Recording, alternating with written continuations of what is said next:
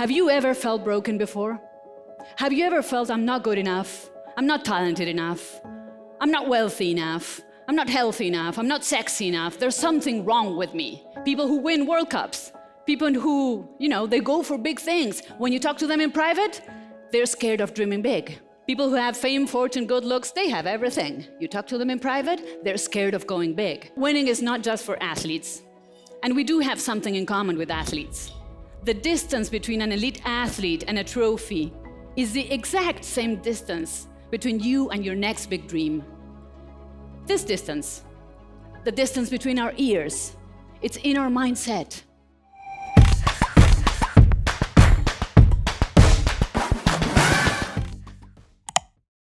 Good afternoon, I'm so happy to be here today. My name is Florencia, and something you might not know about me is that I was born and raised and spent the first 40 years of my life in Latin America. But 4 years ago, I moved to Europe, and this is my first time back in a Latin American stage in 4 years, and it feels good. It feels really good. I should not be here, by the way, because this was the 1 month in the year that me and my team had agreed on no traveling Florencia. But then the Mindvalley team said, do you know where AFES is happening? And I said, no. And they said, Colombia. And I heard, Colombia. And I could feel my hips going, Shakira, Shakira. So here I am to talk about the one topic that is most close to my heart right now and I feel most passionate about, which is winning is a mindset. And today we're going to unlock 4 keys to produce magical results in our lives. Are you ready? Yes. Let's pretend we're Latin for a minute. Let me ask again. Are we ready? Yes. Yeah, that feels better. And I'm going to start by sharing the story of a young boy with a big dream. This boy, he pretty much dreamed about playing football his entire life. And he got pretty good at it. He started playing and practicing. And so his parents thought, the boy is good. Let's go and take him for a tryout in one of the big clubs. And so they take him, and there's a bunch of guys there who are deciding which kid they're gonna sign and which kid they're not gonna sign. And so when they look at him, they think, he is good, but what is wrong with him? He's too small. Let's get him checked with the doctors. And so they get him checked. And yes, in fact, he did have a problem, and not a small problem if you want to be a football player. He had a growth hormone deficiency problem. In essence, he was born with a problem that would not allow his body to grow. And so these people who are deciding who they're gonna sign, they look at him and they go, we're not signing a kid who was born broken. Have you ever felt broken before? Have you ever felt I'm not good enough, I'm not talented enough, I'm not wealthy enough, I'm not healthy enough, I'm not sexy enough, there's something wrong with me? Well, this kid, he was born with a broken body, but he was definitely not born with a broken mindset. And so he said, I'm going to keep dreaming. I'm going to keep believing. And I will do whatever it takes to make this dream come true. Even if they say it is impossible, that it is physically impossible, whatever it takes. And if that means that every day I have to stick a needle in my leg just to see if my body will want to grow, I will do that. And he kept going, and he kept dreaming. And at one point he said, yes, I'm not as tall as the rest, I'm not as strong as the rest, I will just have to learn how to play football in a different way. And this boy, who was nicknamed La Pulga in his home country, which in English means the flea, because of how tiny he was, became the biggest player of all times. Because this is the true story of Lionel Messi. Yes, it is, and you can give him a hand. The guy who created history in football. The guy who just won a World Cup at age 35 after trying for 16 years.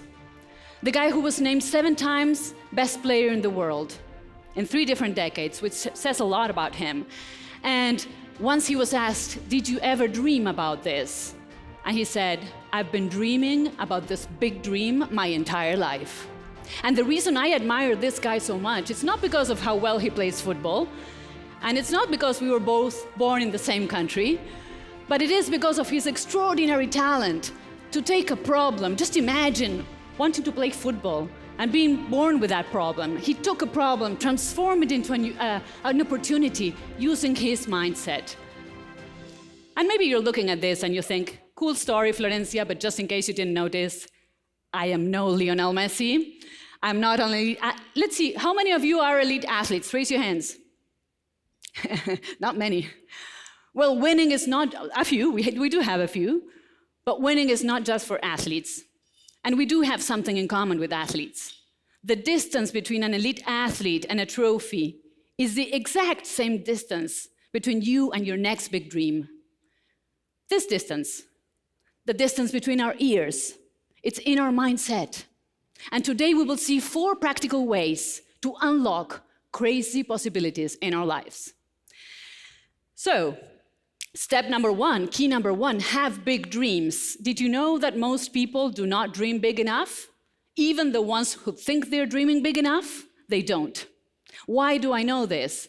Because for many years I coach elite athletes, people who win World Cups, people who, they go for big things. When you talk to them in private, they're scared of dreaming big.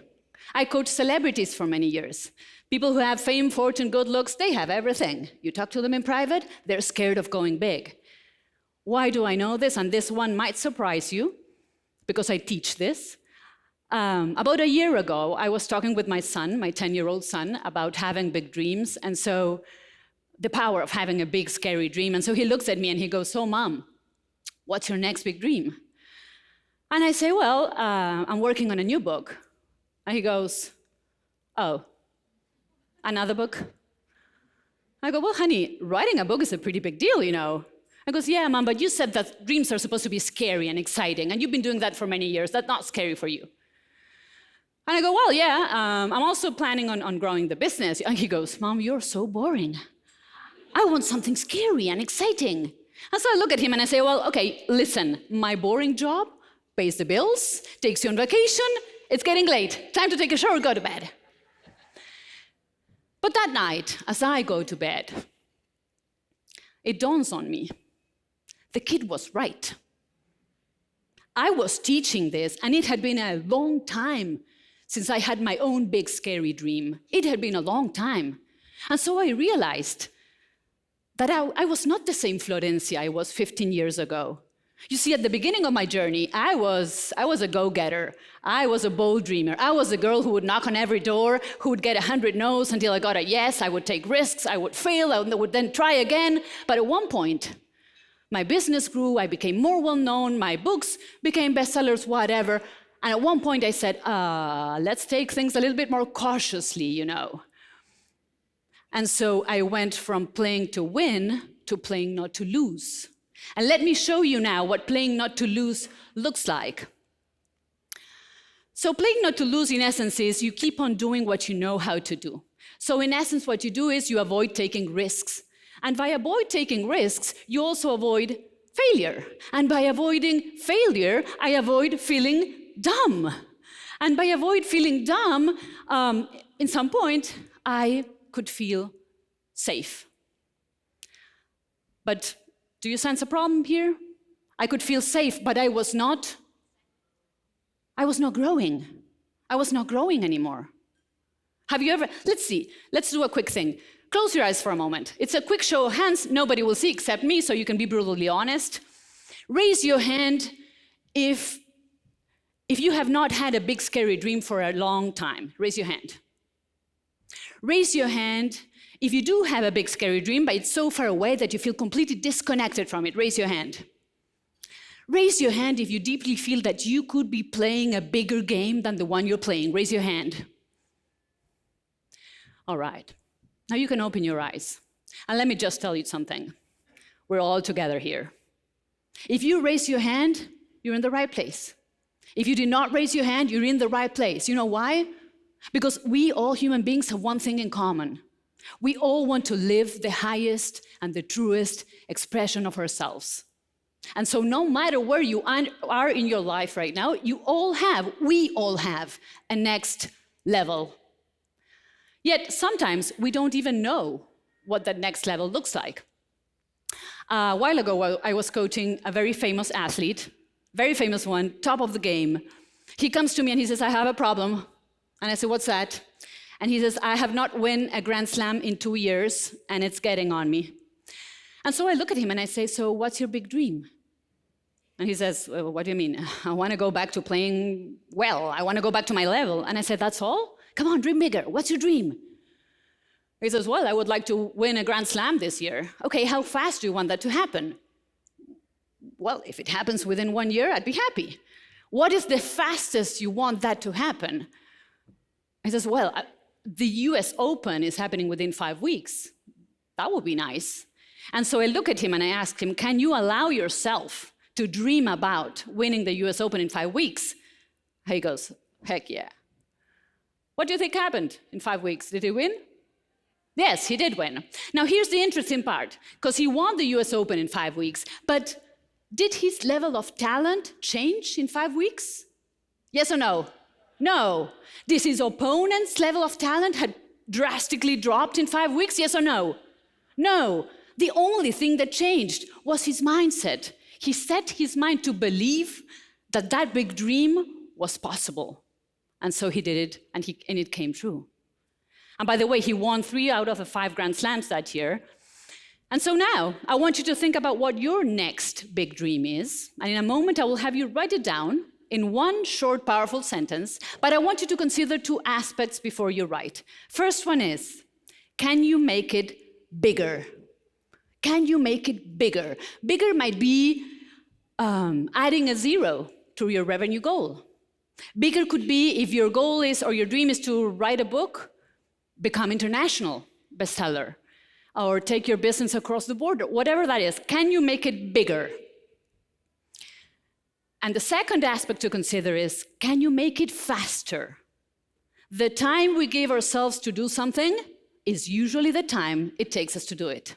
So can you make it bigger in size? Can you make it shorter in time? And now I'll give you a minute, write it down. One powerful sentence. My next big dream is, it could be personal, professional, whatever you want to dream about, just write it down. All right.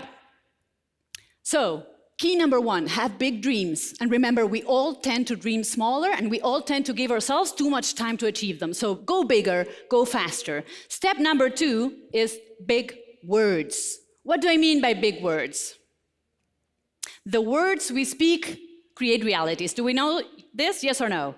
Yes. Because they change our subconscious mind, they produce a change in reality. Is that true or not? Yes. Okay, now, what are the 2 most powerful words according to research? I am. In Spanish, yo soy. In French, je suis. In Italian, io sono. In Chinese, I have no idea. But what I do know, what is, oh, hi. Oh, hi. We always learn something new. Thank you. What I do know is that the 2 most powerful words, according to research, are I am, because whatever we say after them shapes our destiny. Why? Because our subconscious mind, whenever we say I am, takes it as a command. And this is the thing. I know you all know this. We all know, right? Yet study after study shows that we don't practice it. We don't. Quick quiz again. How many thoughts do we have per day? There's a debate, but a minimum of 50,000, right? How many and what percentage of those thoughts are negative? 80%. And about those 80%, how many are about our own selves? Most of them.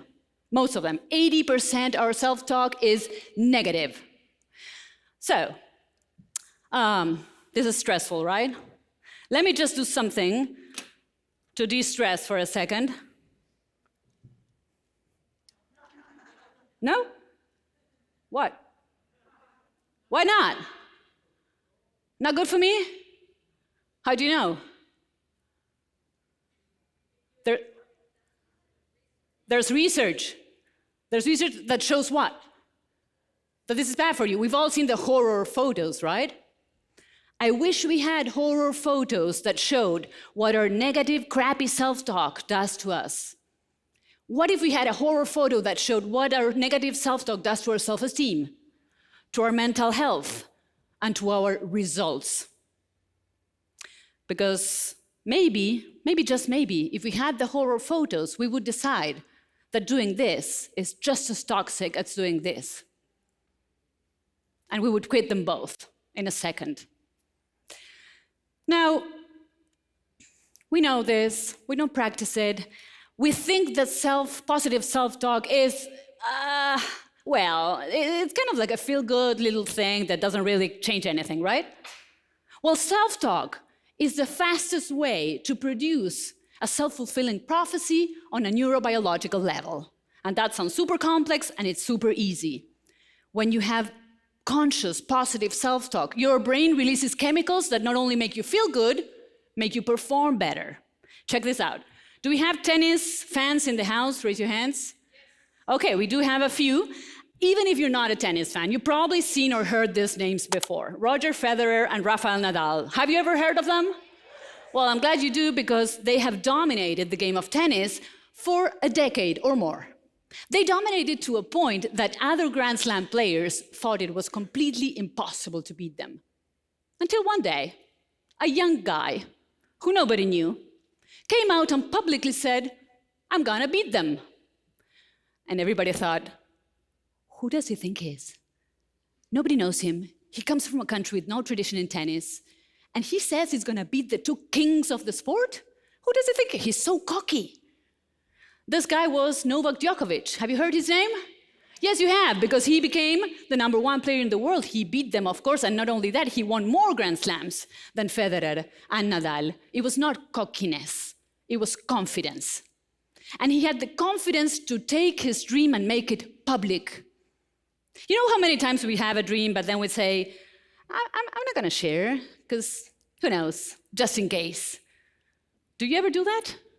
Just in case. When we do the just in case thing, we put a huge question mark next to our dream, and it doesn't work. So guess what we're gonna do next? Remember what you wrote?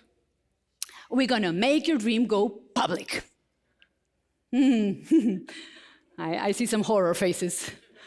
I see people thinking, oh, why did I get into this room, and how do I escape this room? You're gonna have fun, and it's super easy and it's powerful. Please get together with someone sitting next to you, get in pairs. If you don't have a pair, raise your hand, look around, sit with someone else, but you need to work with someone. One of you will be A, the other will be B.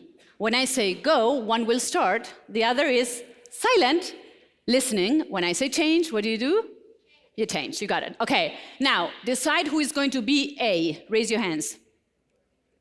Wait, and there you go. Now you are A. You. We have the A's. Okay. You will have 60 seconds to share. All right. When 60 seconds go by, I say change, and you say change wherever you are. When I say go, B starts. Go. B starts.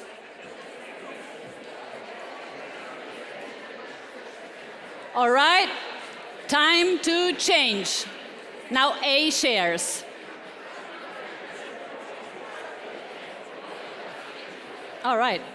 I love it when this happens, because it means you're lightening up your dreams. But we're moving on. Listen, we still have a day left of A-Fest. So I encourage you to keep on doing this, okay? Keep on talking about your dreams.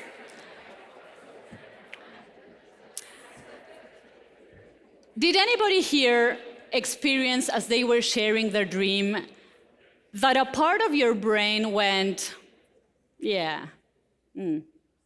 yeah. And thank you for the honesty, because not many people will acknowledge that sometimes when the big dream we have is either so big or so different from our current reality, our brain might go, yeah, right. This is something that happens when I start working with people, and I coach women to build online businesses so they can have a lifestyle they love.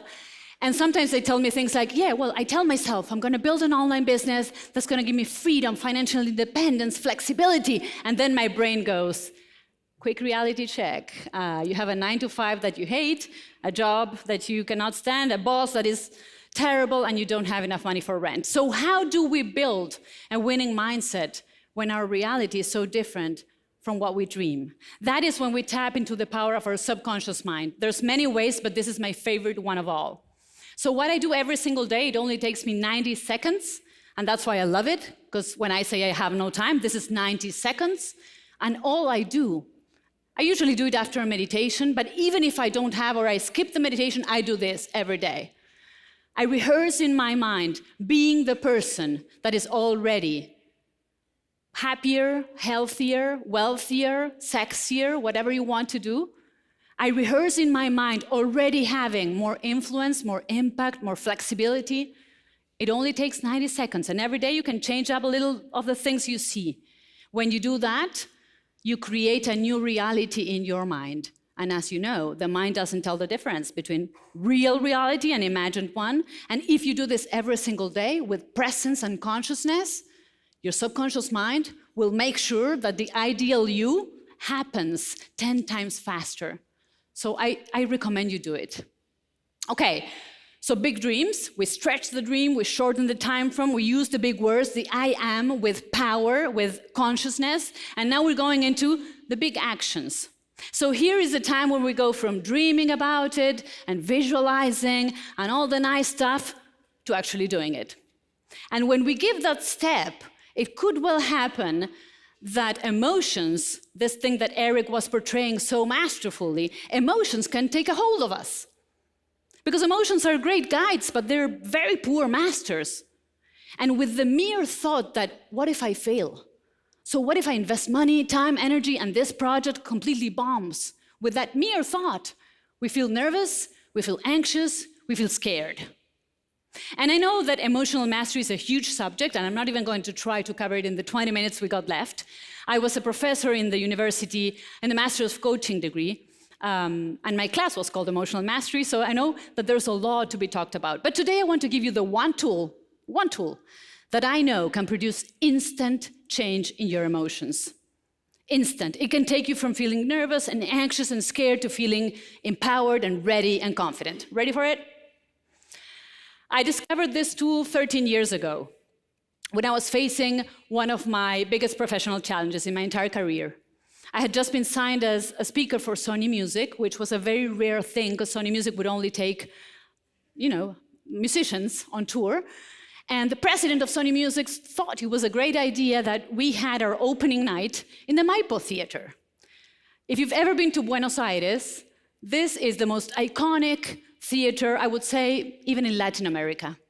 This is where the best ballet dancers perform, where the best opera singers sing, and for some reason, we were doing our opening night there. And so we were having a rehearsal, and I remember this so vividly, as if it was many years ago, but I remember. And so we were doing checking the lights and the sound, and I was standing in the theater and doing my visualization thing, and I'm imagining this whole place filled with people. And then suddenly one man walks in. He was in his 70s or something. So he walks over, he introduces himself. Nice to meet you. I've been running this theater for 40 years, and I don't think I know your name. What kind of artist are you? And I go, and so he goes, are you a singer? No, sir, I'm not a singer. Do you play instruments? No. Are you actress? No, sir, no. Are you a dancer? Well, after a few drinks, I can make my moves. I'm trying to make him smile. He's not even smiling, and now he looks at me and he says, what kind of artist are you? And so I say, I'm a motivational speaker. And he looks at me like I just landed from outer space. He says, you're a what? Motivational speaker, sir. I speak and I motivate people to go for their dreams. And he says, and people are going to pay to come to listen to you speak in this theater? And I say, yes, of course, with a fake smile and a fake sense of confidence. And the moment he walked out the room, I felt like a bag of poop had been dropped on my head and was dripping all over me. And I started to obsess around the thought, what if this is one huge mistake? This guy knows this. Nobody's going to pay a ticket. We're going to embarrass ourselves. And the next 2 weeks were one long proof of what emotions can do to you when you don't master them. I'm talking about tossing and turning in bed, all kind of emotions. I'm talking about snapping at my husband and my kids for no reason. I'm talking about anxiety diarrhea all day long. It was not pretty. And so at one point I thought, you know what, this is ridiculous. We're 10 days away from the event. No tickets have been sold. And so I'm about to call Sony Music and tell them we're going to cancel this whole ridiculous idea off. And as I'm about to do that, and I'm about to grab my phone, for some reason, I suddenly remember a mantra, a powerful mantra that was taught to me by Jack Canfield, a friend, former mentor. And he taught me this many years ago. So I have no idea why I remember that on that spot. And he said, Florencia, whenever you want to go for something, but you feel scared, or you're nervous, or you're anxious, activate this powerful mantra. It will shift everything for you. And so I said, okay, fine. Do you want to learn it? Yeah? Okay, let's do something. So in order to learn this, I'm going to be playing some music, and we will be chanting a few ohms, and please chant with me because I'm bad at this. And after we chant a few ohms, we will be chanting the mantra. Before we do that, just can you tap into the feelings of nervousness or uneasiness or being a little scared of your big dream? Can you tap into that? If you can't, if you don't feel a little scared, you're not dreaming big enough. So come on, tap into that thing of like, what if I don't make it? What if it's not there? What if I embarrass myself? And now we will go and chant, all right? And here we will be playing some music. All right. Take a deep breath in and out. In again. Out. One more time. We're going to start chanting.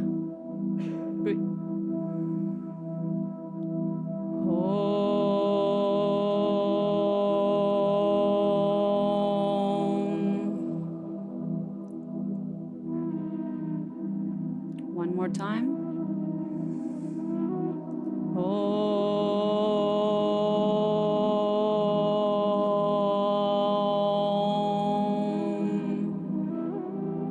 One last time, and we start chanting our mantra. Just follow me.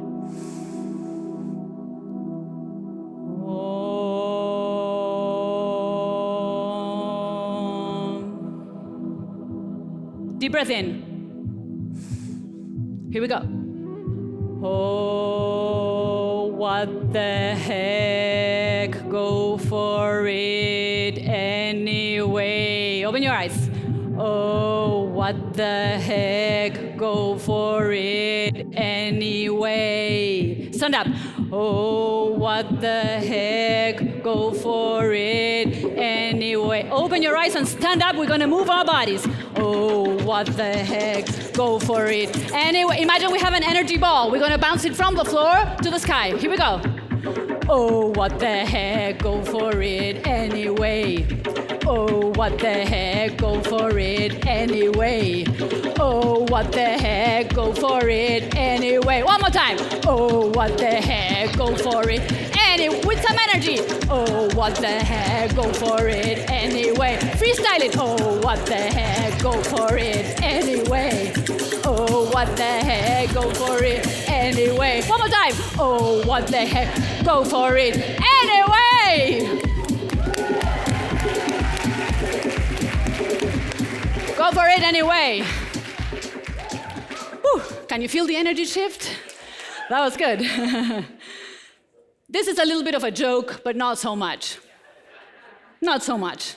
I cannot tell you how many times I have told myself, Florencia, what the heck? Go for it anyway. Sometimes we feel we have to get rid of anxiety and get rid of fear and feel absolutely confident. That's bullshit. You don't need to get rid of them. They will always be there. In fact, they might be a sign that you're going big. So all you got to do is grab those emotions by the hand and tell them, let me take you dancing. Oh, what the heck? And you do it, okay? So opening night finally came for us. And here's the thing about Latin American theaters. They're very beautiful, but it works like this. You don't know how many people bought the ticket because they buy it on the spot. And so we're there with my mother, because I was doing this with my mom. And we're standing in the backstage of this beautiful theater. And there's a big red velvety curtain. And we hear some voices there. And so we think, well, someone came. Might be friends and family. But what the heck? Let's do it anyway. And so we're standing there, and the big red velvety curtains rise, and our jaws dropped. Because this is what we saw.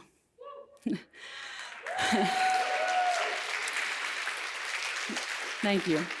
We had a full house, and we had the longest, loudest, most unforgettable standing ovation we had ever dreamed of. And my big learning was never wait for emotions to totally settle, do it anyway. All right, and we're stepping onto our fourth key for today. So we got the big dreams, we stretch them out, we shorten the time, we use the big words, we take the big actions no matter what. And then what? I call this the big moves. What do I mean by big moves? I mean the big decisions. What do I mean by big decisions? The decisions that move the ball forward. Now, the problem is that many times we think we're moving the ball forward, but we aren't. And we think we're moving the ball forward because we're very busy. We work a lot. And maybe we're super responsible and diligent and very, very busy all day long. But what if I told you that being busy does not equal moving the ball forward in your business and your life? What if your busy schedule was getting in the way of making your dreams come true? What if your busy schedule was your excuse to not make the big decisions that you know you need to make in order to transform your life? That's exactly what happened to me. So for more than 10 years, I had a big dream in the back of my mind. And the big dream was, what if I took everything I've built in the Spanish-speaking world, what if I took it to the English-speaking market? And then I would look at my schedule and I'd be like, yeah, right, you need to buy a new life. It's undoable. I'm running my business, I'm very busy, I'm a mother of 2 kids, undoable, maybe next life. And so I would just like push it away. And then one day, as I shared before, my 10-year-old son comes and says, Mom, it's been a long time since you've gone for a big dream. And so I realized I was saying, I have no time for this. And so I did what I usually tell my clients to do when they say I have no time. I told myself to do a brutally honest self-audit of my time. And I strongly recommend that if you feel you have no time, do a brutally honest self-audit. What this looks like is you take an entire week and you analyze everything you do, everything, hour by hour. I did that. And at the end of that week, I realized, I'm trying to find a way to explain what I realized. Have you guys read the book by Tim Ferriss, The 4-Hour Workweek? Okay, some of you did. For those of you who have not, in essence, he explains you should be spending 80% of your time in 20% of the activities that drive the big results. Well, I was far from that. Let's just put it that way. I was very far from that. I was busy, I was working a lot, but I'm very ashamed to say that most of the things that I was doing were not that important. We're not moving the ball forward. And that is what I call productive procrastination. It's not the type of procrastination where you lay in bed and watch Netflix all day long. No, it's a type where you keep yourself busy doing a ton of things and you don't do what you know you should be doing. So if you resonate with this in any degree, I invite you to write down the following question and take it and work with this when you go back home. What are the 3 big decisions that you made in the last 3 months?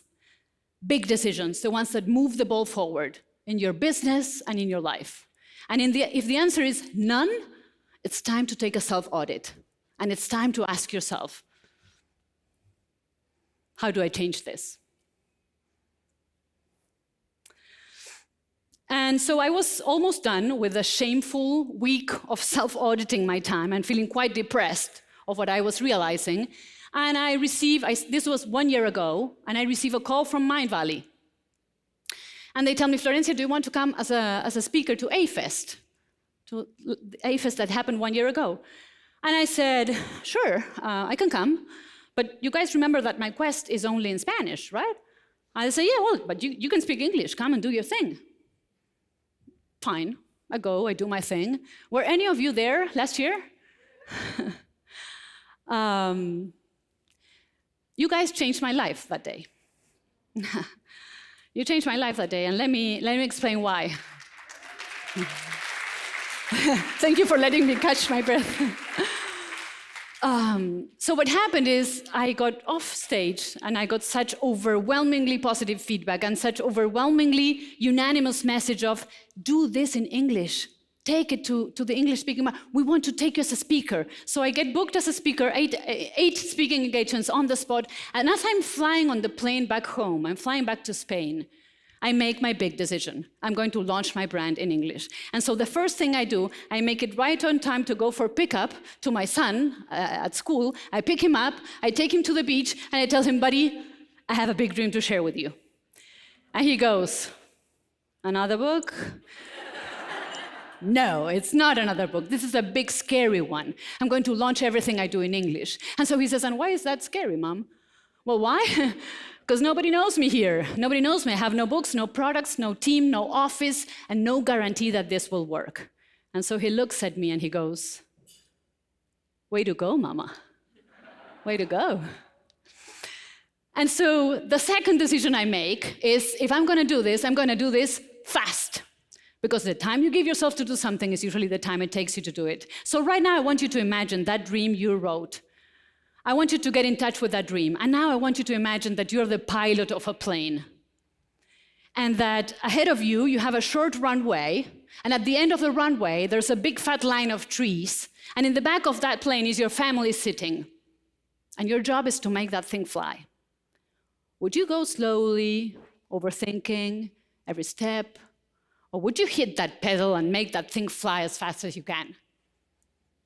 So I decided I'm going to make this thing fly fast.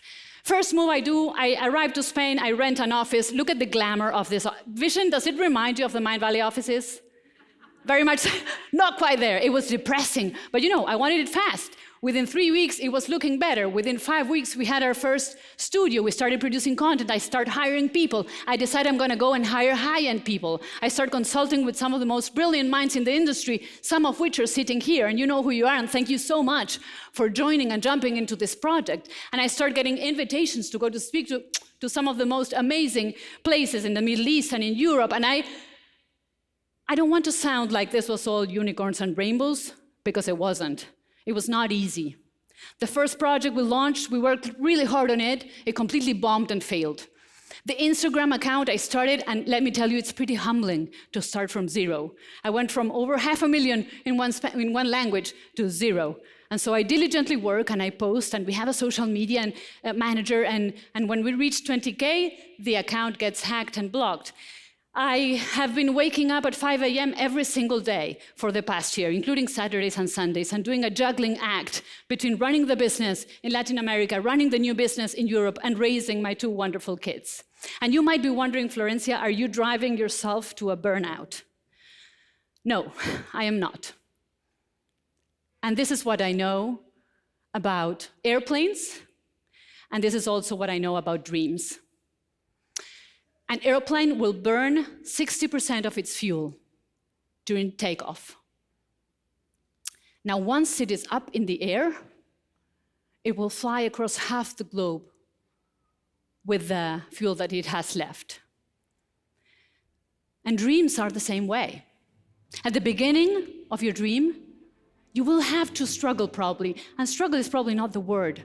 You will have to put your head down and put the hours in, and you will burn most of your fuel in the beginning. But once you get that thing flying, it can take you wherever you want to go. Winning is not about achieving things. Winning is about who we become in the process of achieving them. Winning is about tapping into our inner energy, the energy that gets ignited when we have a new big dream.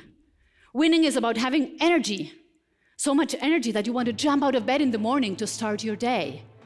Winning is about honoring who we are and who we may become. It's about listening to that inner voice that says, I will not settle for less than what I'm meant to be.